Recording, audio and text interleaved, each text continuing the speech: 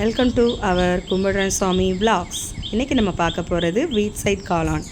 தேவையான பொருள்: துருவன முட்டைக்கோஸ், துருவன காளான், 3 ஸ்பூன் மைதா மாவு, 2 ஸ்பூன் கார்ன்ஃப்ளவர் மாவு, 1 ஸ்பூன் கடலை மாவு. இந்த குவான்டிட்டியில் சேர்த்துக்கணும். அப்புறம் தேவையான அளவு உப்பையும் சேர்த்துக்கணும் இதில். அதுக்கடுத்தது நமக்கு 1 ஸ்பூன் சில்லி பவுடர், அப்புறம் 1 ஸ்பூன் கரம் மசாலா. இது எல்லாத்தையுமே நல்லா போட்டு மிக்ஸ் பண்ணி நமக்கு ஒரு ஈரப்பதம் அதில் இருக்கிற அளவே போதுமானது. அது நம்ம தேவையான அளவுக்கு வச்சுட்டு ஆயில் விட்டுட்டு அதில் பொரித்து எடுத்துக்கணும். சின்ன சின்ன பால்ஸாக போட்டு கூட நீங்கள் பொரித்து எடுத்துக்கலாம். அதெல்லாம் பொரித்து நல்லா எடுத்திங்கன்னா இந்த மாதிரியான பதத்தில் வரும்.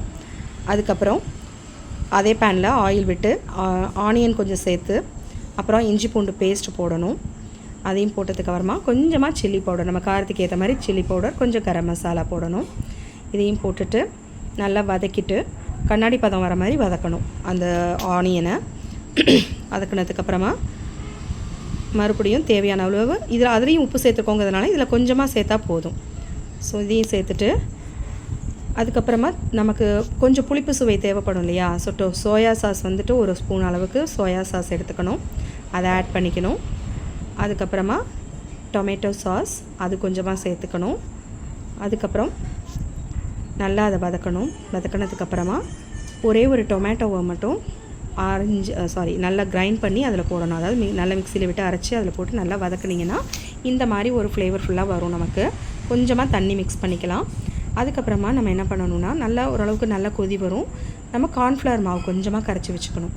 அதையும் அதில் போட்டு ஆட் பண்ணிங்கன்னா கொஞ்சம் திக்னஸ் கொடுக்கும். ஓரளவுக்கு இது நல்லா மிக்ஸ் ஆனதுக்கு அப்புறமா நம்ம அரைச்சி வச்சுருந்தோம் இல்லையா அந்த பால்ஸ் எல்லாம், அதை நல்லா உதுத்து இதில் நம்ம போட்டுறணும். போட்டுட்டு நல்லா கிண்டிக்கிட்டே இருக்கணும். இதில் நம்ம வேறு எந்த ஃப்ளேவர்ஸும் சேர்க்கவே தேவையில்லை. நமக்கு ரோட் சைட் காளானில் இந்த மாதிரி தான் கிடைக்கும். இதெல்லாம் தான் அவங்க தனித்தனியாக எல்லாம் பண்ணி வச்சுருப்பாங்க. நம்ம கேட்கும் பொழுது எல்லாத்தையும் மிக்ஸ் பண்ணி அவங்க ஃபாஸ்ட்டாக செஞ்சு கொடுப்பாங்க. இந்த பதத்துக்கு வந்ததும் நமக்கு கொத்தமல்லியும் வெங்காயமும் போட்டு அழகாக சர்வ் பண்ணிவிடுங்க.